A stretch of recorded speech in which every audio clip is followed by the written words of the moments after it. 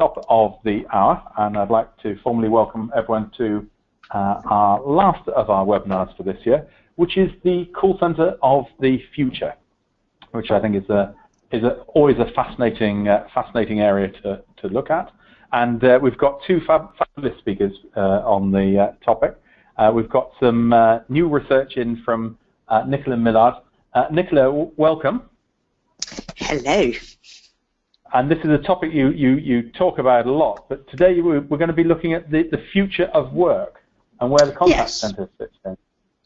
Absolutely. So, this is kind of a bit of research that we've been doing in parallel with a lot of the stuff we've been doing on the future of the contact center, and it's kind of the first time I brought it together with the contact center research that we've been doing.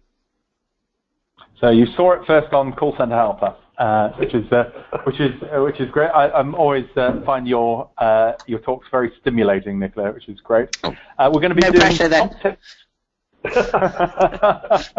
Top tips and questions from the audience. I will be asking Nicola to pick the winning tip, and then we're going to have a look at the call center of the future. And Mike, you're going to be talking through what's going to be happening from a client needs perspective and a number of different topics. Yeah, I think the future is very much changing, and I think certainly the near-term future is starting to crystallize, and people have kind of defined what their appetite is, and now, if you like, the vendors are racing to respond to that. So the other things I want to touch on, along with something a little bit more futuristic, just to add to the discussion. Indeed. If you're not already logged into the chat room, here's the address, same as ever. It's callcenterhelper.com/chat. And there is, you can put your questions if you'd like to use hashtag question if it's a question, or hashtag tip if it's a tip. And the best tip will be announced following the webinar on our Twitter feed, which would be good. And you can download the webinar slides through the link inside the chat room, both Nicola's and Mike's presentation there. But before, and there's also a replay that you can watch later on this afternoon. I know a lot of you do like to share these with your team and with your management team. callcenterhelper.com/recorded webinars. So what I'd like to do now is I'd like to, before we look at the future, I'd like to be a bit reflective and have a think back over the last 5 years. And I'd like to announce the poll of which trend do you think has had the most profound impact on the contact center over the last 5 years? Do you think it's employee engagement? Do you think it's customer effort, which came in about 3 years ago? Do you think it's digital channels, web chat, social media? Do you think it's that whole trend of outsourcing offshore and then perhaps bringing it back in? Because that's certainly made people think about what the value of the call center is. Or do you think it's cloud technology? So which one do you think has had the most profound impact on the contact center? Mike, I don't know if you have any feelings for which. I'm going to put you on the spot. For which one you think is going to be the most popular? Well, certainly my view, obviously, I think would be the cloud technology. Really, the tremendous relief, if you like, that's given to customers to access great capability in a much more cost-effective way than they've ever had before. So I would certainly put that as a high one. But I'm really curious though to the answer to this question. I think it's a very canny question, Jonty, so I'm looking forward to the results. Well, let's have a look at what the results come up on here. So the biggest one is digital channels. I mean, the good news is that I think someone in the audience find they're all important. 43% have said digital channels, web chat and social media, the digital disruption, as they call it. 24%, I'm surprised with that, customer effort, 14% cloud technology, 12% employee engagement, and 6% the outsourcing home shoring trend. Nicola, customer effort, I know effort is a key interest of yours. That surprised me that 1/4 of our audience find that the most profound impact of all the trends. I'm very happy they've said that, because I've been talking about customer effort for a very long time now, and I think it does have a profound impact on the contact center, and actually that's why I keep saying it's probably a more meaningful measure than any of the other measures like Net Promoter, for example, on the contact center. So I'm very pleased and happy that the effort has been identified so highly. Yeah, indeed. So I think that's quite fascinating. Certainly, digital disruption is also very high there. I'm also very cloud technology, certainly a sizable number there. And I'm also very pleased with employee engagement, because I think that's certainly a key trend. So it's just trying to pick the best. Now, I want to ask a question in the chat room of you as you look at how your contact center has changed. And how much has it changed over the last 5 years? So if you could type into the chat room now, how has your contact center changed over the last 5 years? Has it got busier? Has it got quieter? Have you moved location? Did you not have a contact center 5 years ago? If you'd like to just type into the chat room, what has changed in your contact center over the past 5 years? And perhaps you've not been in the contact center 5 years, but you could make an intelligent guess of what's happened there. We've got a large number of people typing in, so we'll just see what the answers coming up are. We should see digital, should we? I think we could well see. Maya says we've moved our operations from Australia to New Zealand, and it's now out in Malaysia. Wow. Helen says it's busier as the business has grown and demand for the service has increased. Sheree has said it's the introduction of chat. Andrew says multi-site back to a single site. Call volumes have remained fairly static, but the technology has improved. Very good. That's quite interesting. Cindy says we've not changed enough. We've got much busier. We've not kept up so well. Erica said we've been moving from local to national support, and now we're moving up to global support. So I think that's a nice trend there. And Nick says it's really quite unrecognizable from 16 months ago after introducing cloud technology and digital channels. So, like as you said, cloud is having a big impact.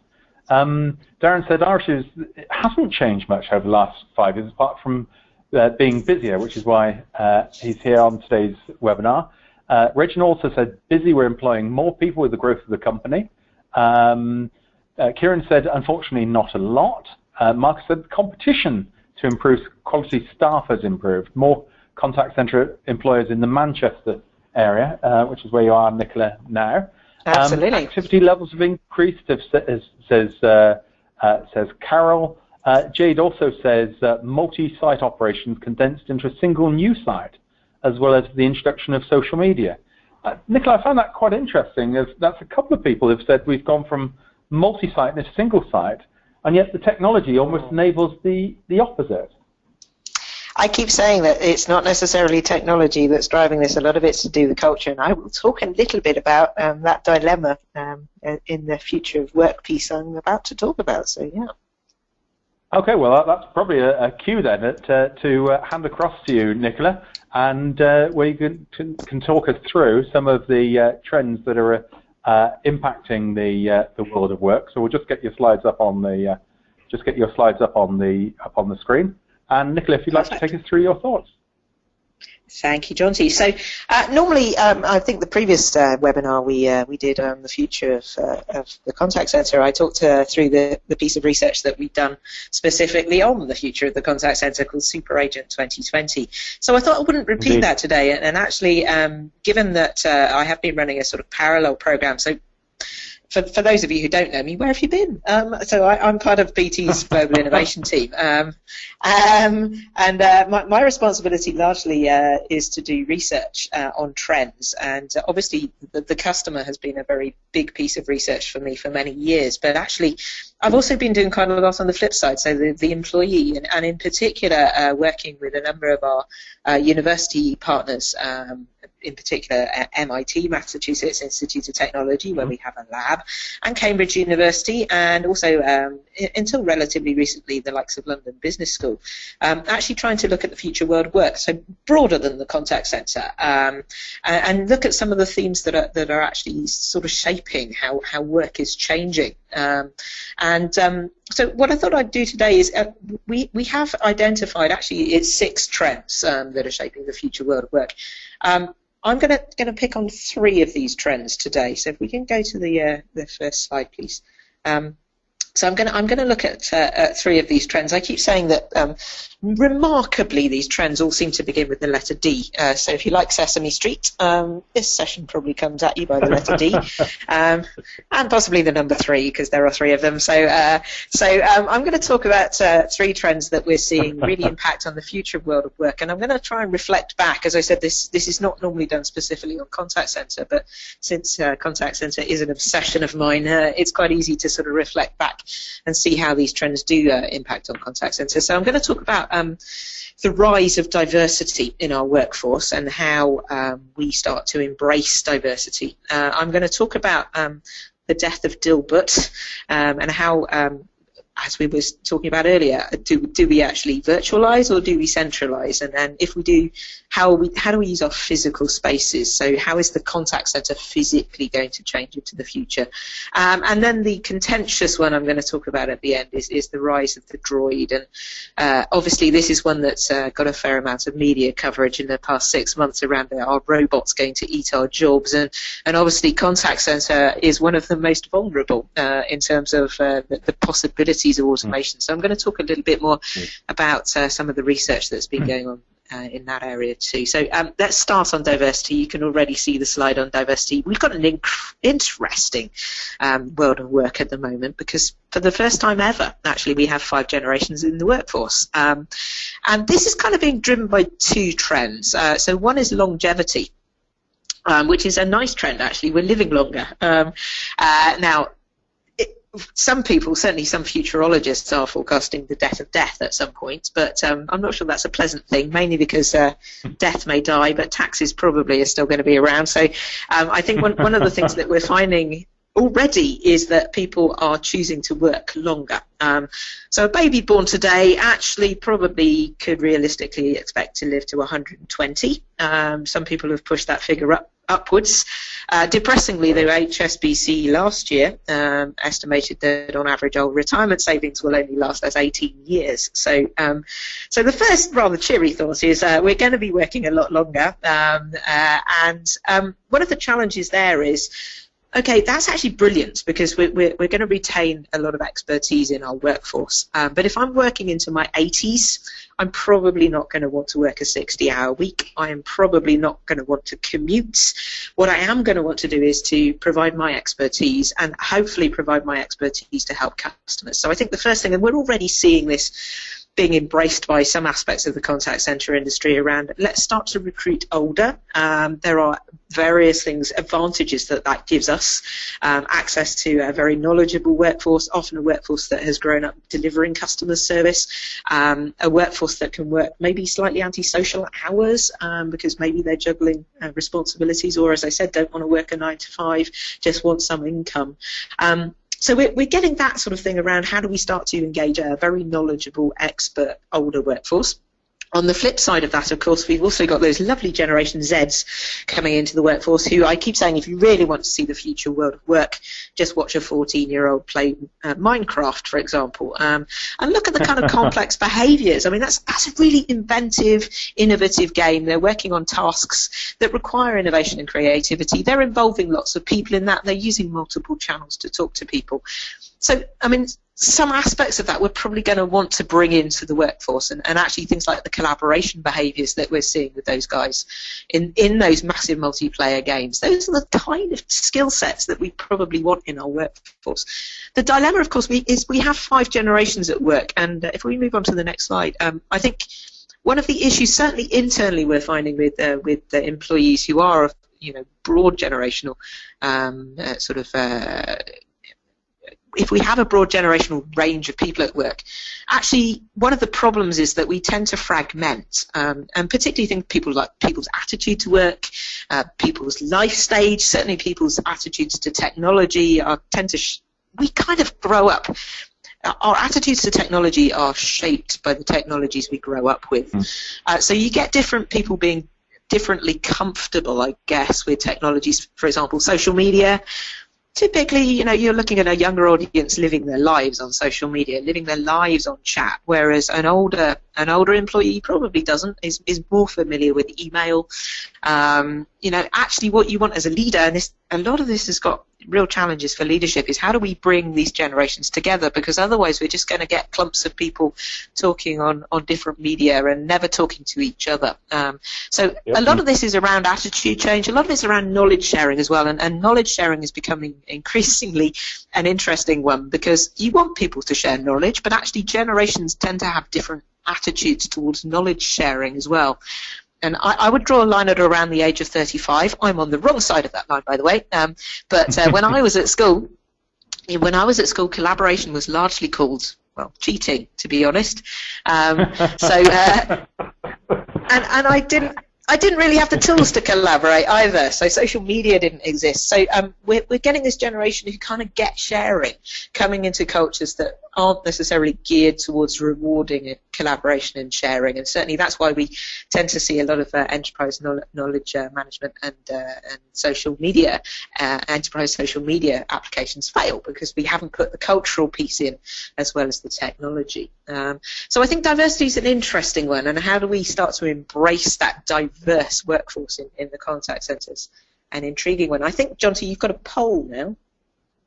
Yes, indeed we do. We do have a poll, and that is, what percentage of your contact centre advisors are aged over 60? So in your contact centre, roughly, it's don't want a precise figure, but would you say it's none? Would you say it's between 1% and 4%?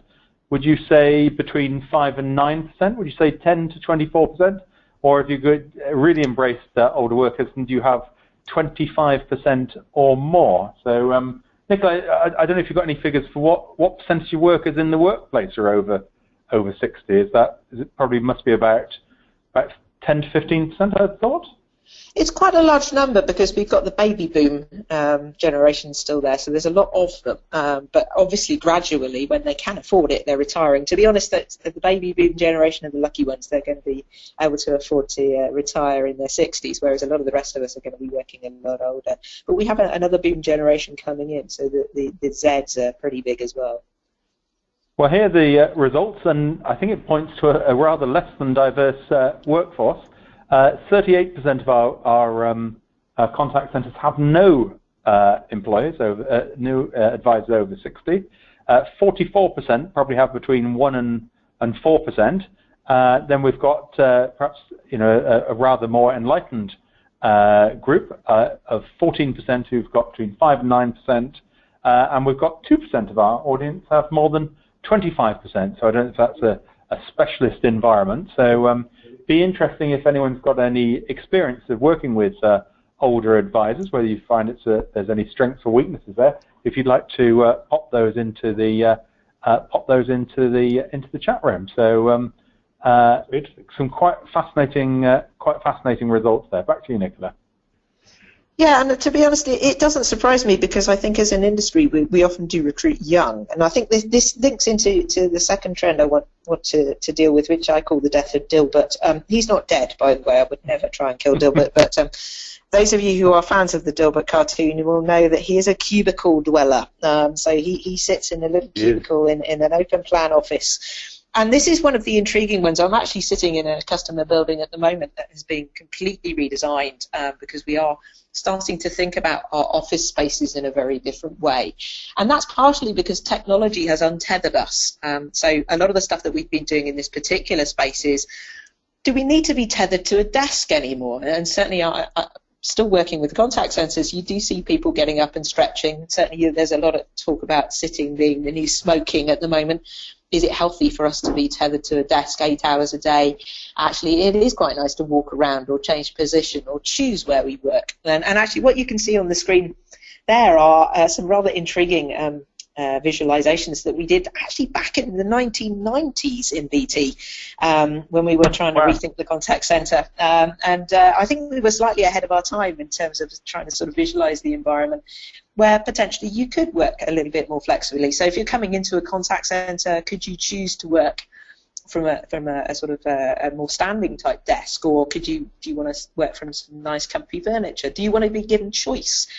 Certainly tied into that are things like mobile technology. So you can see something down there that looks little bit like an iPad. It's not an iPad. We didn't invent the iPad, but intriguingly, if you didn't know already, we did actually sell Apple the patent for the thing that tilts the screen on the iPad. So that's a BT piece of technology, but I can't claim we invented the iPad.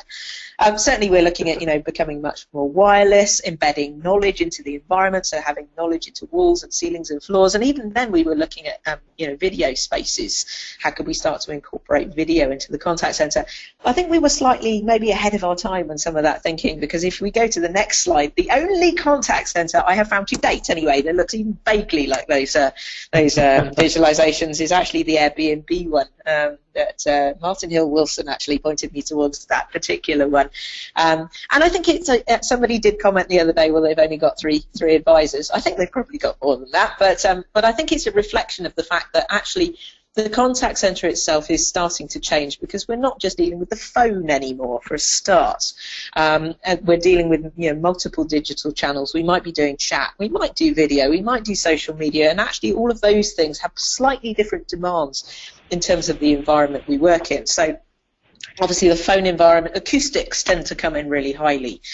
So how do we start to cut the noise down so that people can hear better? But that's less relevant if you're doing web chat, for example. That's more of a contemplative, quiet environment, although we have seen web chat environments, agents sort of calling across saying anyone else found this problem. So, that there are collaboration elements of this environment as well. I think what we're finding generally, if we go on to the next slide, that offices are being rethought, and it's all around giving people more options around how they work. So, for example, home working, we've been talking for a very long time about. I always say that BT started our home working trials actually in the infamous Inverness experiment up in Scotland in 1992. So not a new thing. I think one of the critical things with home working, especially, and it reflects back on that diversity piece, is for home working to work in a contact center context, you need one very, very critical thing, and that's a home. So inevitably, if you recruit young, which often we do, it's not an option that works for them.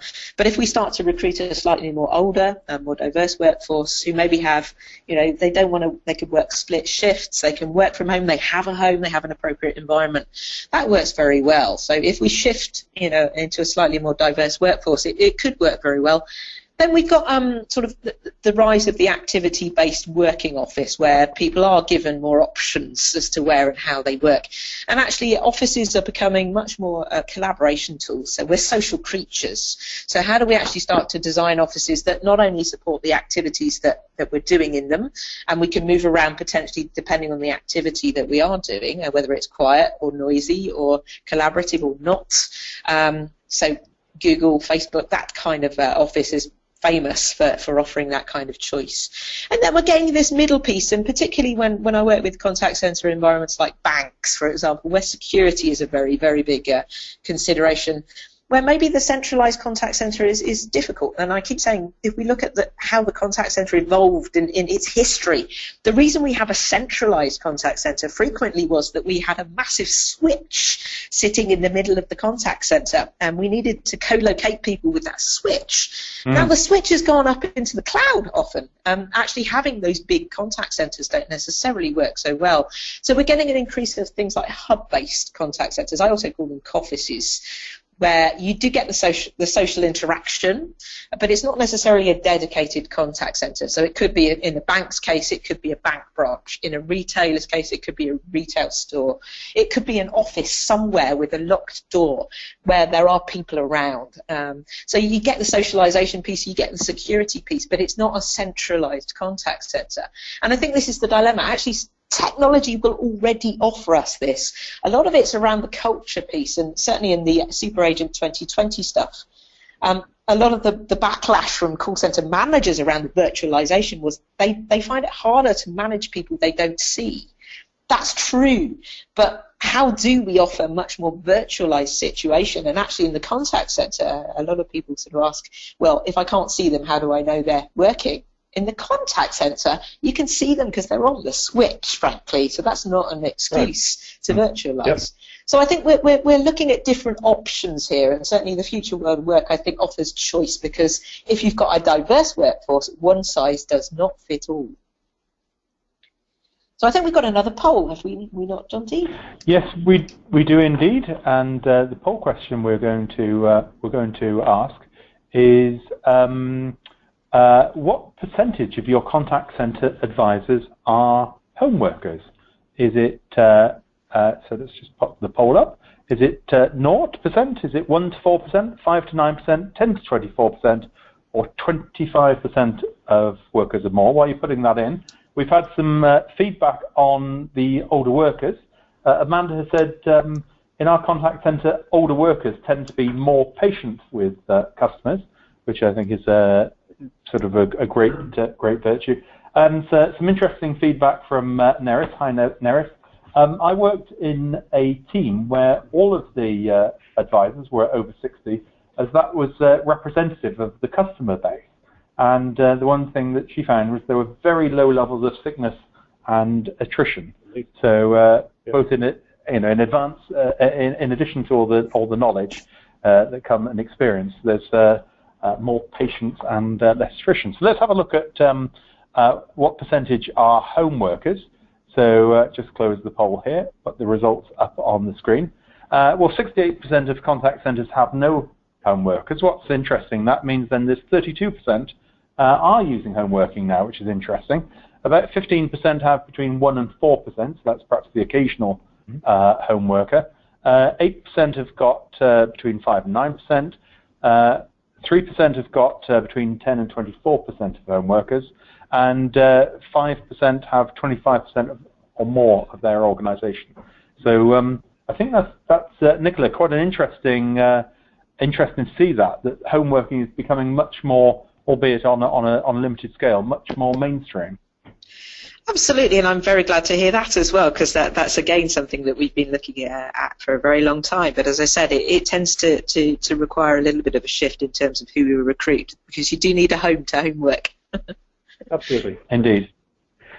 I just want to very quickly I want to very, very quickly touch upon some research that MIT have been doing around how actually we do collaborate, and in particular how we collaborate in the physical spaces as well as virtual spaces. So Sandy Pentland has been doing some fascinating stuff that he calls social physics.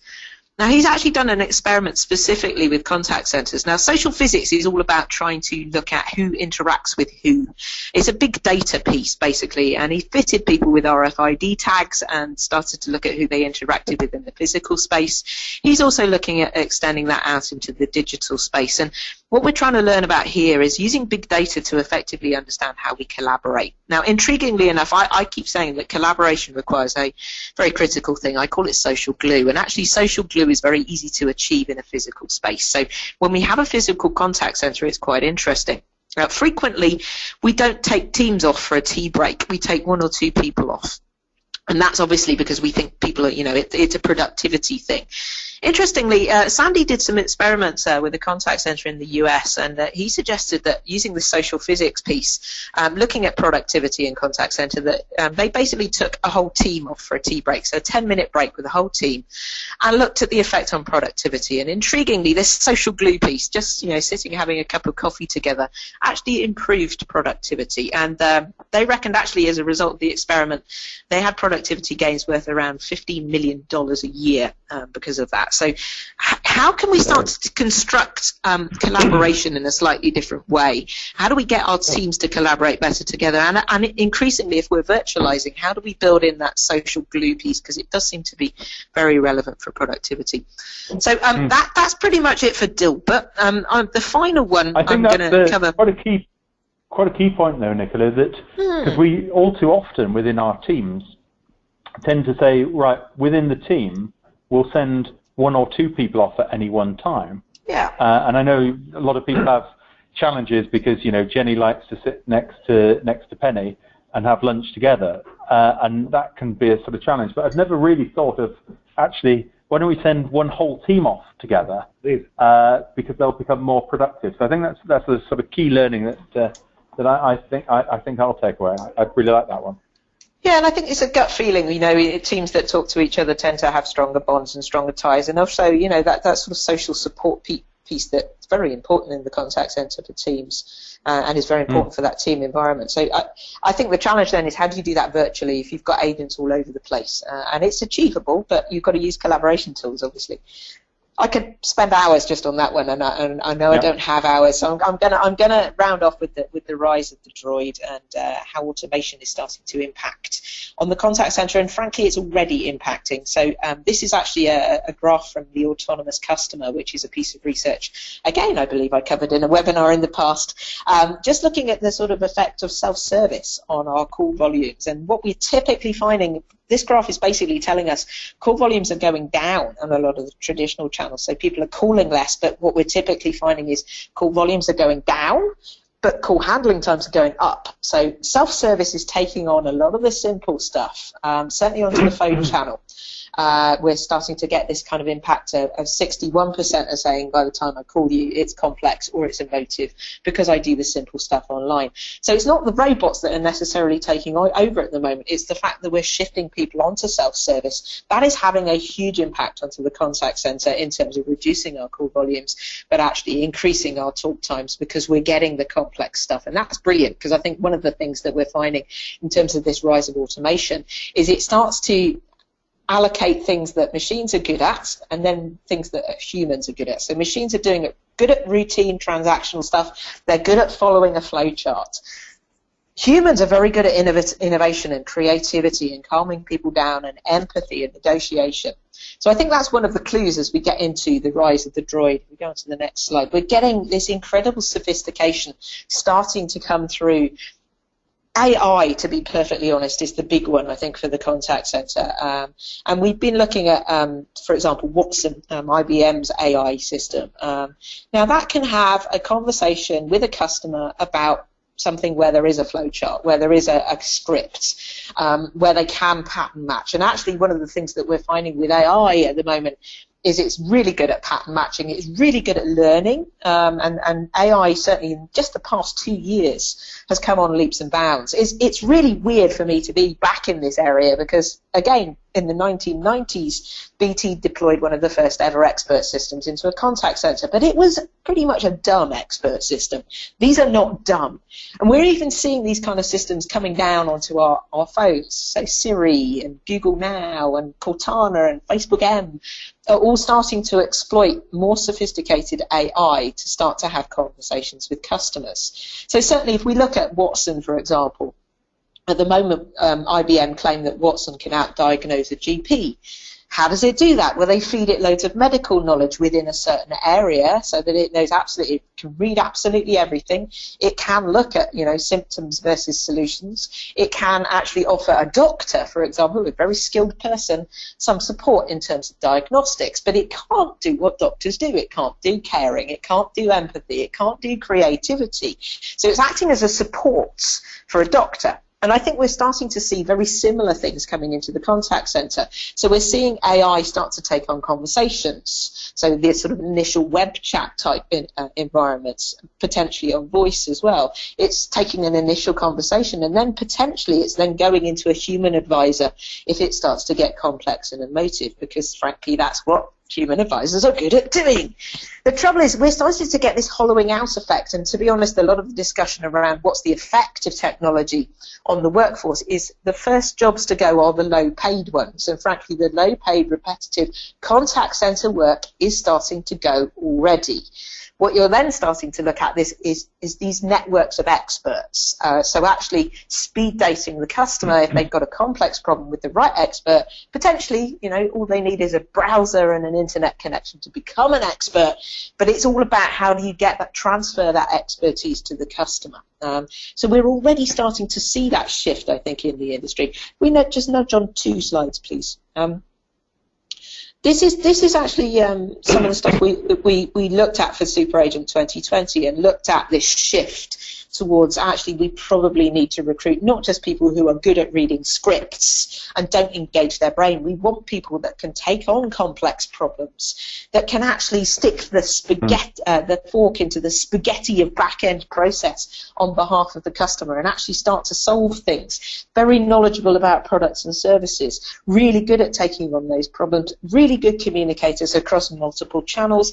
That's got lots of implications for the contact center, which is why we do need to rethink it. And obviously, if we nudge on one as well, and Mike's going to talk a lot more about this, but things like cloud actually does enable this, because you can start to network a very diverse set of experts, regardless of where they are, frankly, to actually engage in this. You can use big data analytics a lot better to start to identify, where are the trends in the contact center. And I think actually it was Colin Taylor the other day did a fantastic blog around saying, is the contact center starting to become the canary in the cage in terms of the coal mine? So this is kind of the early warning system for the rest of the organization to say, something is going wrong. How do we change? How do we become more agile into the organization, whether the website's down or billing has done something silly, something's going on? How does the contact center play a much more proactive role with customers? And certainly we can look at things like analytics, skills-based routing, or as my lovely technology colleagues call it, precision routing. How do we route this stuff to the right expert rather than necessarily the next available agents who might not be the right person? And how do we leverage these big data, given that AI, robotics, is absolutely going to take on a lot of the routine transactional stuff, which leaves us with the difficult and emotive stuff in the contact center. And that really does change the contact center model from processing lots and lots of calls really, really fast to actually adding the value of the expertise in the front line. So I think this is a really interesting one that is shifting the role of the contact center into something very strategic. Otherwise, the role of the contact center, if we maintain that kind of basic transactional stuff, it's not going to have any humans in it in the future. It's all going to be taken over by technology. So where do we add that value that robots can't? So those were the Ds. I think that is pretty much all I have to say. Well, wonderful. Thank you very much for that, Nicola. I think those 3 Ds are absolutely wonderful, and they're better than the 3 Ds that I got in my A level, so which is very good. So I think I think it's sort of quite interesting, the whole trend of contact centers becoming much more knowledge centers, and I think it's probably a good time that we stopped our sort of focus on treating contact centers as if you like factories of calls or factories of emails and web chats, and started to look about moving from efficiency into much more of a knowledge center approach. And I think that's going to be absolutely fascinating. So we're going to have a jump across to the chat room now and see what we've got coming through in the chat room. Lots of discussions going on. If you're not already logged into the chat room, here's the address: callcenterhelper.com/chat. So Craig has said he's got a prediction. Improvements to knowledge management and agent desktops will mean we need to recruit less tech-savvy agents and focus in on the soft skills, empathy, conflict management, and the like, which I think is quite an interesting one. We'll be doing a webinar next year on building empathy in the contact center, so stay tuned. Pateri has said the customer preference will further drive towards live chat, Twitter, and other instant messaging apps, not only for support but also for sales, bookings, etc., with higher demand for cross-platform contact management software by businesses. And Mike, I think the cross-platform support is quite interesting here. It is, yeah, and we're seeing some new notions, if you like, coming out of people like Facebook, for example, about how to do better sort of customer fulfillment, if you will, and very different thinking, not obviously coming from a very different perspective, but very interesting as far as the contact center is concerned. Indeed. We've got a prediction here, I think, that from Craig again, that I think ties in quite nicely with yours, Nicola, that says AI-powered self-service will handle certain call types, with humans needing to handle the emotive call types, where humans will want to talk to humans. Absolutely. I think that's quite an interesting one there. Emmanuel said that this is getting slightly, we're maybe getting a little bit carried away on chat and social media, that in Zambia, where I think Emmanuel's based, Zambians still have preferred the traditional walk-in or call-in. Thus changes have been relatively trivial, except for improvements on the very conventional trends. So I think there is an element that face-to-face, doesn't go away. But I guess, Nicola, that probably would have been the case in the UK, 8 to 10 years ago. Yeah, and I still think face-to-face has a very, very strong part to play, particularly when you're looking at risk or emotive stuff. So absolutely, I don't think we're going to not ever talk to anyone in the future. It's just that we're talking in very different ways, and there's a bigger channel mix, if you like. Sarah believes that recruitment is the best approach to running a great contact center operation. You can train and develop those staff and provide a good quality service, which encourages great performance and value in the company. I wouldn't deny that. Dean says 2016 will bring much better collaborate working, with access to cloud services being more and more commonplace. I know you're a great cloud fan, Mike. And collaboration is one of the big things you can get. I've seen, is it Chatter, the little application where it's a bit like Messenger within a Facebook, internal Facebook. Yes, indeed, yeah. Like stuff like that. Yeah, really cool way to kind of build your profile, if you like, within your company, is kind of just to suck your LinkedIn profile straight into your client, if you will, and that becomes part of your persona for the your colleagues to share and sort of understand, and it's also quite cute for finding skills. So, I mean, those type of things absolutely are very much the future, and we kind of saw some attempts with it, if you like, with things like Link and Jabber, if you will, but they're getting much more sophisticated now, much more easy to use, and I would say quite deliberate. I want to find somebody who's got the skill, and I need them now. So are they available now? Yes, they are. Okay, I can reach that person, and but certainly being able to put, before you try and put a call through to someone, know if they're there. Just be able to find them. Right. With that skill is powerful. Which great. Craig also said, I think Craig's trying to win the winning tip this week. Craig says call center agents will have better tools, meaning they will need to have less technical skill sets and more soft skills, which is a common thread. And let's take one more opinion from Pateri. He said, in the last 5 years, we've seen more social media interaction on Twitter. We do get contacts via Facebook as well, but it tends to be minimal. So he's rather unsure if it's worth investing in Facebook at the time. Nicola, I don't know if you've got any advice for Pateri on that? It does depend on your business, to be perfectly honest, but the survey we did earlier in the year was showing sort of about 51-49, I think, in terms of Twitter versus Facebook in terms of customer interactions, but it does tend to vary as to what business you're in. That's interesting. So I think as well, it's like you invest in that particular platform yourself. Yeah. So if you are visible and present and active, then I think you attract people to that particular forum. Yeah. So I suppose it's kind of it ain't going to come to you naturally. You got to go call them in, if you will. Get out there and sort of shout your name in that particular platform, and I think that will increase the activity. Yeah, and certainly getting your existing platforms right before you move on. Absolutely. So let's have a look. We're going to do another poll before we jump across to Mike. And the poll question we're going to ask, very much topical in with Nicola, is when do you think the robots or the droids are going to take over customer service? Have they already? Do you think it's likely to happen in 1 year, 5 years, 10 years plus? Or do you think it's never going to happen in your industry? So if you'd just like to vote, when do you think the robots are going to take over customer service? Be quite interesting to see what the results of this are likely to be. Let's just show the results up on the screen here. Nicola, 47% think it's never going to happen. I agree.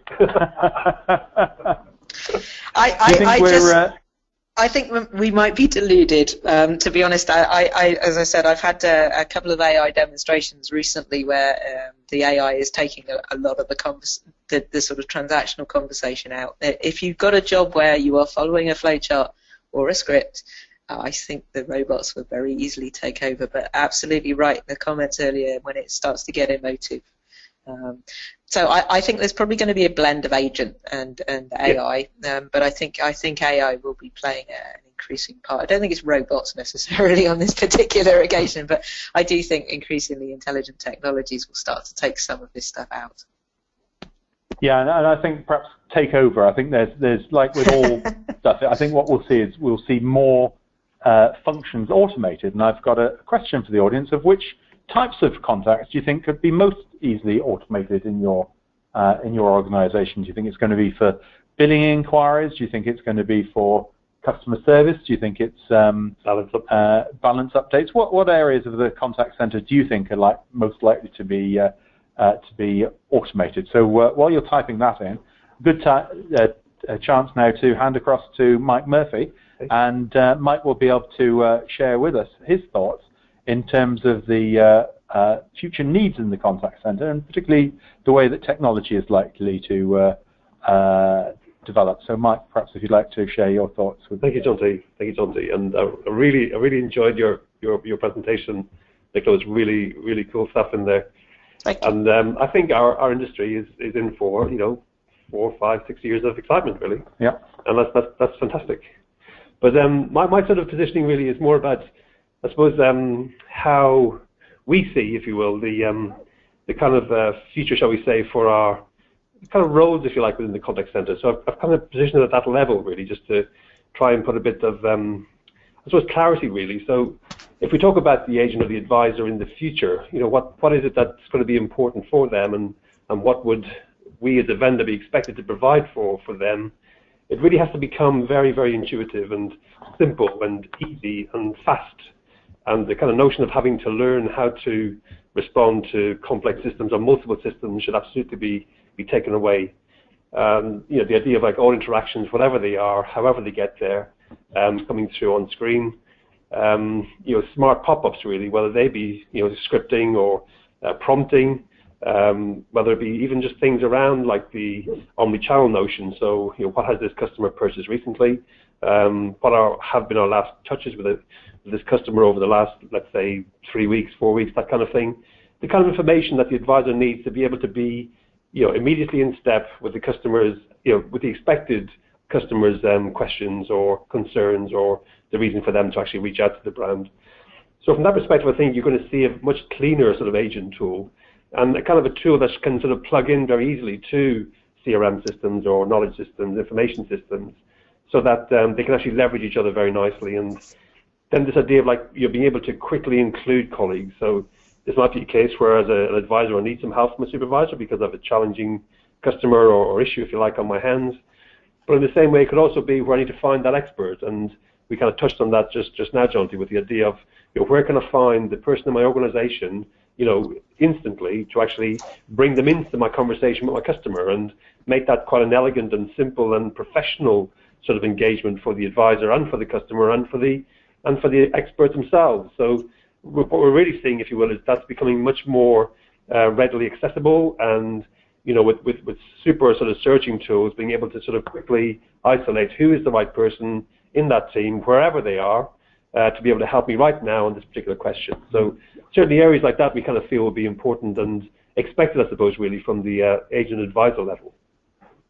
And then if we kind of move across to the supervisor side, so kind of like working upstream a little bit, absolutely kind of agree with your notion, Nicola, about being untethered, really. So why do we have to have a supervisor sort of sitting at the head of the bank of desks who's kind of watching what their crew are doing when in fact they should be and could be, and there's no reason not to be mobile and kind of still maintaining the same visibility of what's happening with their sort of interactions or what's happening with the team members, but actually not necessarily having to be tied to a station. And certainly that's something which we're sort of seeing with delivering, and customers like that sort of freedom. Being able to also, if you like, change the interaction flow. So not necessarily having to rely on or call upon a third party or other departments to actually be able to go in there and update the way that sort of the interactions are presented to the team or flowed based upon circumstances. Kind of like, if you like, driving the sort of contact center from the contact center floor, we feel we believe is important. And as you would expect from the point of view of gathering performance or analytic information, historical information, being able to have that readily accessible in nice sort of like useful sort of like bites of valuable data as opposed to just pages and pages of reports, really. More like good information about the interactions, the trends, the exceptions, the people, the challenges, their strong points, their weaker points. Those kind of things being much more sort of readily sort of pre-made and available, I think, would be the kind of things that supervisors would really like to have their hands on. And then if we kind of change across now towards the IT sort of function, which obviously as a technology vendor, we spend a lot of time talking with these sort of colleagues of yours, shall we say. The notion of a single platform was always favored because it's simple and it's kind of one thing to understand. But absolutely, as we kind of realize, if you like, in the webinar so far, the cloud is becoming very, very dominant for all IT vendors, really. And from that perspective, if you're not providing your software from a cloud, delivering it to your customers or your partners, really you're going to start to see yourself sort of falling behind the sort of the pack, really. And we're sort of seeing that in the contact center space, absolutely. I mean, the learning, if you like, for ourselves has come along quite a long way, where we're providing cloud-based platforms, but actually we're hosting platforms, which is very, very different from cloud. And the things that people expect from cloud would be like, turn me on in days. I want to be sort of active and useful and connected in days. I don't want to have a 6-month implementation cycle and be dependent upon connectivity and that type of thing. I just need to be implemented and going on behalf of my users. This idea of like nothing to install, and what I mean there really is very much a browser-based interface. You're actually using your browser as a phone. So in that sense, everything happens through that browser. And like I said before about plugging into CRM applications, so no bespoke customizations, just we have 2 particular platforms, they work well together, you connect them and you go, and it's a 1-day or 2-day task. So these are the things, if you like, that are expected, if you will. I don't want to be having a quarterly upgrade of my software with new functionality. I kind of want it to be sort of pumping in new functionality all the time. And if you will, as a software developer, which is part of our sort of our DNA at Interactive, I mean, we are being demanded, if you like, that is the way that the business is going. I don't want to interrupt my operation on the back of an upgrade. Just feed in the new functionality as it becomes available. So that's quite exciting and very different. And obviously, the expectations around security and support must be there because they are paramount. But if you kind of move across now to the head of customer services, I mean, really from this side, we're kind of like looking more at the business strategy. So can I sort of scale up and down quickly, or is that going to be painful or challenging? And if I am a retailer, how do I cope with my seasonal spikes, and how do I sort of access technology without necessarily having to sort of like pay for it? So I want to pay when I need it, but I don't want to pay when I don't need it. So therefore, to have a sort of platform that will scale with me and scale down with me, and not force me to have these charges, just in case or in the event of capacity spikes, that's very attractive to this kind of player. My home-working strategy, obviously, I'm surprised, if you like, at the lack of penetration, really. That 68% was a surprise of no home-working at all. But certainly things like DR is an expectation. I need to have that sort of built into whatever sort of model you're providing or proposing to me, if you will, from my perspective. But then also that notion then, of endlessly being able to refine and improve the experience. So if I am getting feedback from customers that they don't like this interface, or that hasn't worked well, or have been disappointed, if you listen to the press at the moment about the tax office, for example, they're really challenged in delivering a decent customer experience. And I think it's quite interesting on that point, Mike. If you look at most marketing organizations, they're always testing things out. They're always doing A/B testing. They're trying a new element. We tend to be, should we test stuff, or, well, we're not going to do anything until we're absolutely certain it's right. And I think one of the wonderful things about a contact center is that ability to do some A/B testing and to refine what we're doing, continuous improvement all the time. You have to. It's the only way to learn, and you learn by your mistakes. And this is what we were talking with kids, and it's still valid. But if you will, what's happened, if you will, unfortunately, in our sort of space, Jonty, is that some of the technology solutions have been so complex. Yes. Just to actually get them live, the customer's kind of saying, like, just don't touch it. Okay, it's working. Now get out of here. You've been it for too long. You're taking too long to deliver. I just want it to work, and don't touch it. Yeah. And unfortunately, 6 years later, they still haven't touched it. Yeah. And that's really so disappointing and really frustrating. And I can empathize with those type of brands, but fundamentally, modern technology, you have to be able to. I have customers who are brands who every 2 weeks deliberately refine their customer experience, and they're exploring, and they're finding great nuggets of success with their customers. And oh my God, does that make their sort of social media responses go blossom into good positive feedback. So, again, freedom from those type of constraints, obviously the cloud will help that and make it very cost effective. But then just sort of like coming around to the last point really on the big data and the personalization strategies. I mean, we have a view ourselves, if you like, from Interactive's point of view, and it's, as sort of Nicola has nicely described, really how important it's becoming. I'd kind of steered the audience really towards this, very recent article that was actually published by our CEO, Don Brown. He's been sort of like in this business pretty much all his life, really. But it's got a nice sort of like, I suppose, expression, if you like, of how this artificial intelligence is going to appear or be realized for all of us really going forward. And some of the sort of comments that he mentions are like, Gartner's kind of giving research here that's saying that 89% of businesses will compete mainly on customer experience, in the next few years. So that's like, that's going to be the differentiator, because pretty much products are commodities. What's kind of more revealing really is that 85% of the relationships within that an enterprise has with a customer will actually take place without involving a human. So the notion then, if you like, of AI-based platforms and technology being able to elegantly and, if you like, timely and if you like, the kind of things that people like tech when it works. People hate tech when it doesn't work. But I think we can look forward, I think, with AI to like tech that works. Yeah. And from that perspective, I think that's going to be quite an exciting sort of future for all of us. And I'd encourage you to actually go and have a look at this this article, because it's pretty powerful, and it touches on the vendors that Nicola mentioned, IBM Watson, Facebook. They have a deep face technology for facial recognition, Google's recognition. So there's some very nice, interesting articles in there, and so like good points for consideration. And that's really what I wanted to bring to the webinar today, Jonty. Wonderful. I think that's absolutely fascinating. What we'll do is we'll get that link and add that on to the recorded webinar page if anyone wants after the webinar to go and have a look at that. I think it may also be active in the PDF of the slides if you've not downloaded those. So let's go across and have thanks very much for that, Mike. We'll have a look at some of the comments coming in from the chat room. And a lot of discussion around AI and automation, as you would expect. Pete says that AI will take care of everything. Only complaints will be escalated to a human, much like they're escalated to a supervisor now. So that's a sort of very bold prediction there. And then we've got a few others.